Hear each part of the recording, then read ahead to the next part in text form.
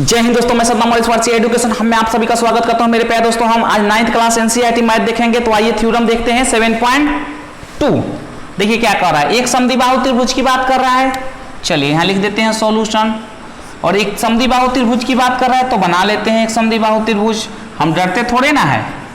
A B C जो question कर रहा है उसी से चलते हैं।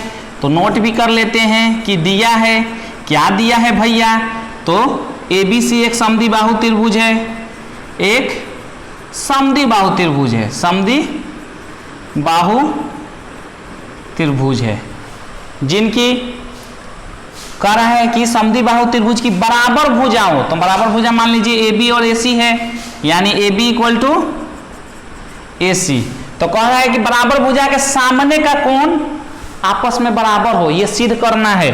तो वो भी लिख लेते हैं कि सिद्ध करना है।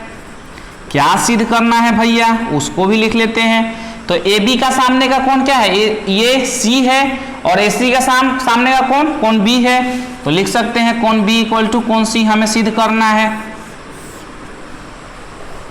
कोई दिक्कत नहीं होनी चाहिए, ठीक है। अब प्रमाण की ओर बढ़ते हैं।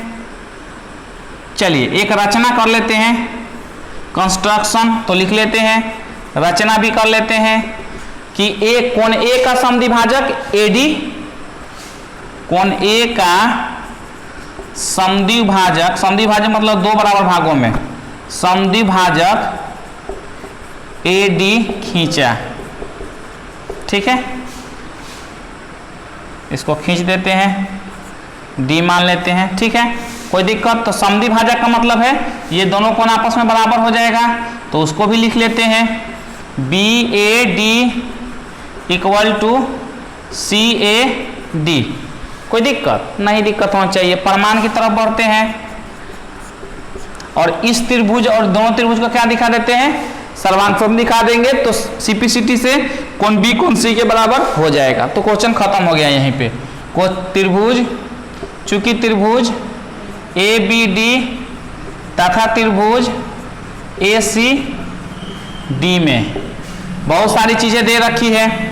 एक तो आपका दे रखा है भुजा बराबर है, यानी A C equal to A B equal to A C, ठीक है। ए बी डी की त्रिभुज की ए बी और ए सी डी त्रिभुज की ए सी भुजा बराबर है, ठीक है। दूसरा ये रचना से कोण बराबर है, बी ए डी यानी इस त्रिभुज की ये वाली कोण, और सी ए डी इस त्रिभुज की ये वाली कोण, यानी रचना में दिया है। इसको लिख लीजिए।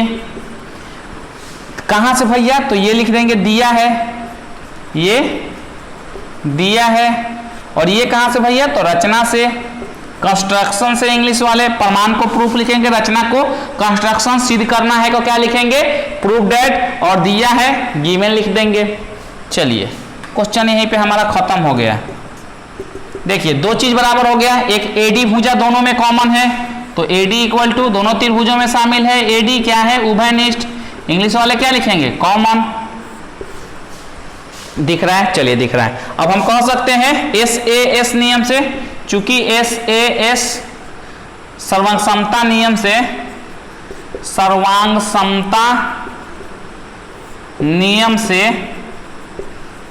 से दिख रहा है। चलिए दिख रहा है, त्रिभुज ए बी डी सर्वांगसम है त्रिभुज ए सी डी के। ये आपको प्रूफ नहीं करना है, दिख रहा है ना। चलिए इधर लिख देते हैं। अब हम चूंकि सीपीसीटी नियम से जब दोनों त्रिभुज सर्वांगसम हो गया, तो ये त्रिभुज सर्वांगसम हो गया, तो ए बी डी कोण A B D equal to कोण ए सी डी लिख लेते हैं, ए सी डी। अतः ये भी कह सकते हैं ए बी डी को कोण बी बोल सकते हैं, तो कोण बी लिख देता हूं, और ए सी डी को कोण सी कर सकते हैं, तो कोण सी लिख देता हूं। यही भैया प्रूफ करना था, हो गया प्रूफ, ठीक है। कॉमा देके लिख दीजिए प्रूव्ड, खूब बढ़िया से घेर के। क्वेश्चन हो गया आपका यहीं पे एंड, नोट डाउन कर लीजिए। चलिए दोस्तों नोट कर लिए होंगे। वीडियो अच्छा लगा हो तो लाइक शेयर, चैनल को सब्सक्राइब कर लें, बेल नोटिफिकेशन को ऑल पे रख लें ताकि आने वाले लेटेस्ट वीडियो का नोटिफिकेशन सबसे पहले आपको मिल सके। मिलते हैं नेक्स्ट वीडियो में, तब तक के लिए थैंक यू, जय हिंद।